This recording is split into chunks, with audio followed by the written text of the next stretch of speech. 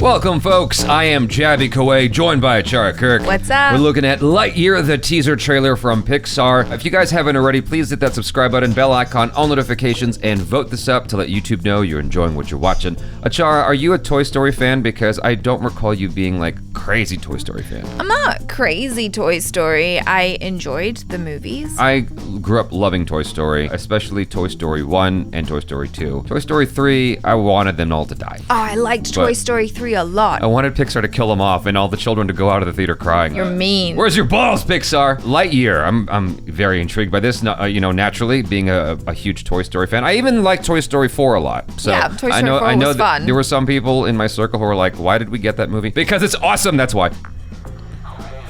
Wow. GNC, go.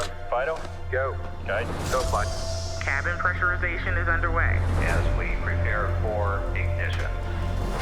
Flight recorders are on. T-minus 5, 4, 3, 2, The animation on this is wild. 0.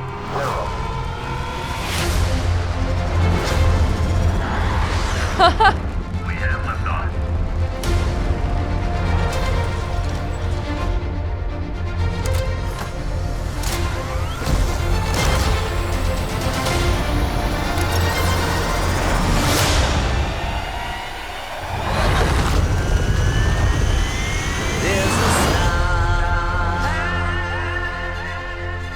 This is cool, man. Wow. Yeah. You get to see him like without the suit on? Yeah. I didn't know he had brown hair. I didn't know he had a body under there. I thought he was just a suit. No, this looks really cool because like this is the kind of adventure I'd actually would have loved to have seen as a kid when I first watched Toy Story. Because you only saw him within the context of like Toy Story, you know? Yeah. You know, as Andy's toy, but not like his own adventure. That's This is wild.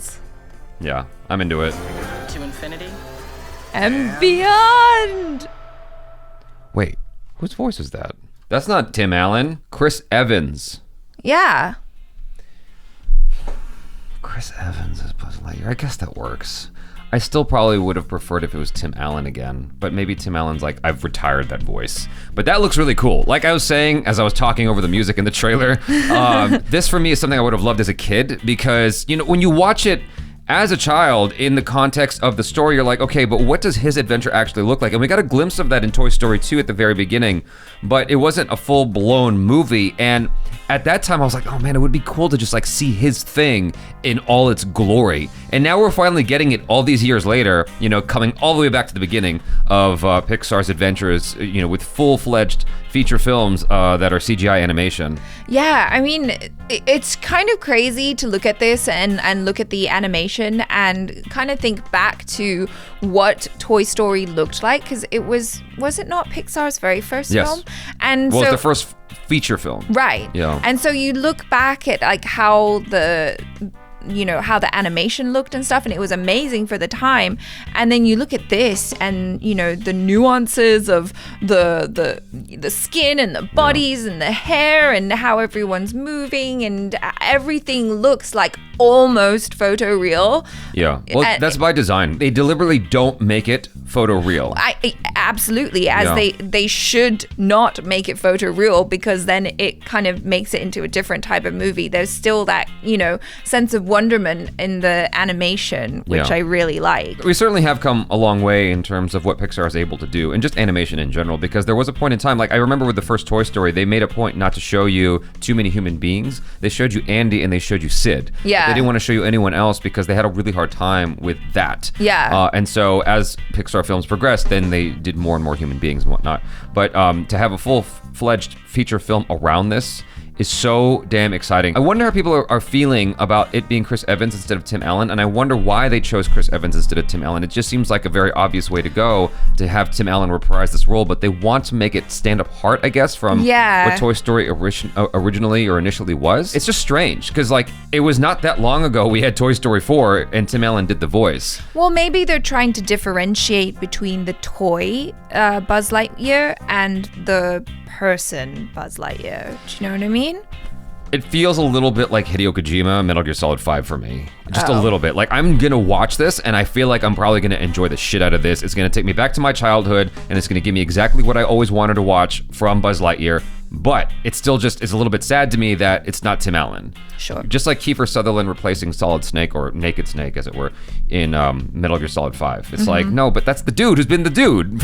Like, he's been that dude for years. Why are you suddenly replacing him? You can't do that. But, you know, perhaps that Pixar is taking this in a different direction where they're starting a new franchise around this, around Buzz Lightyear. I mean, it's an interesting story, right? It's the origin story of the Space Ranger, right? And so, yeah, we get to kind of see how he becomes that guy who, when he winds up in Andy's room, he's all like, you know, I'm the big hero, and da-da-da, and yeah. That's a very good imitation of Tim Allen. I think it sounded a lot more like Woody, to be fair. It sounded exactly like Tim Allen, Buzz Lightyear. For a moment, I thought I was standing next to Buzz Lightyear. They should have just hired me. Yeah. Another aspect of this that I think might not even be considered is the fact that this would inspire young kids to consider space again. To consider, like, I know that Star Wars kind of hits that, but a story specifically about a space ranger, a person who goes into space and has space travels. An astronaut, yeah. A story specifically around that, I think, could be quite inspiring. And I think that we need more and more of that because I think the aspiration for becoming an astronaut has largely disappeared for some odd reason. And I want to be a TikToker. Yeah, exactly. It's disappeared in favor of being an influencer, which, well, that's all well and good. We need people who want to be scientists, who want to be astronauts, who want to aspire towards that profession, because it's the future of humanity. You know, it's very, very important. And I think that having an animation around that is a super cool idea for that reason as well. You know, in addition to it being something that's going to be super entertaining and something that could potentially, like, affect your childhood in a profound way. Like, can you imagine being a little kid and seeing this and with that quality of animation? I know that you don't have the context to appreciate it the same way, because I remember when we transitioned from 2D to 3D animation, but still, this is super cool to me. Yeah. Even as a grown-up, I'm like, this looks like a super cool thing. Well, you get to see all of the stuff in space as well. Like, I loved the way they animated the rocket, like, going up into space and all of that stuff. And using the sun's gravity as a slingshot. That's wild. I was like, why would you even go near the sun? I know. I was like, what are you doing, Buzz? You know, using all of my physics knowledge from Interstellar, I'm like, oh, that's what they did. That makes sense because it's real. That's how you do it. It is real. I mean, it's not just fantasy. Like, it's based on real science. I know that Interstellar did a very good job. No, I'm saying that the slingshot thing, that's been known for a while. That's how they got the Voyager into, like, I think it was the Voyager, one of the satellites deeper into space. Okay. Because it slingshots around the gravity of, like, Jupiter or something. Cool. Yeah. But he's going towards the sun. That's a big deal. He had to have a whole, like, shield come up. Mm-hmm. Yeah. That's cool. He looked very serious too. I loved his face when he's going around and he's like, oh, so serious. I'm like, yes. I guess if you're gonna have anyone replace Buzz Lightyear, I guess it's Chris Evans. I guess you mean replacing Tim Allen? That's what I meant. Tim Allen, yeah. If you're gonna have anyone replace Tim Allen, because that's such an iconic voice. He's got the perfect voice for that character. Yeah. That's why he was cast. That's why, exactly. Yeah. But if you're going to have anyone do it, I suppose Chris Evans is a good pick because he was Captain America. Yes. And so he kind of projects that heroism onto this character. But we'll see. Going in cautiously optimistic, I like Chris Evans and all, but like that aspect right there is just like, However, I'm still excited for the adventure. Yeah. So you guys, thanks so much for hanging out. Hopefully you enjoyed that. I'm JABY, KOAY. This is ACHARA, KIRK. Peace out.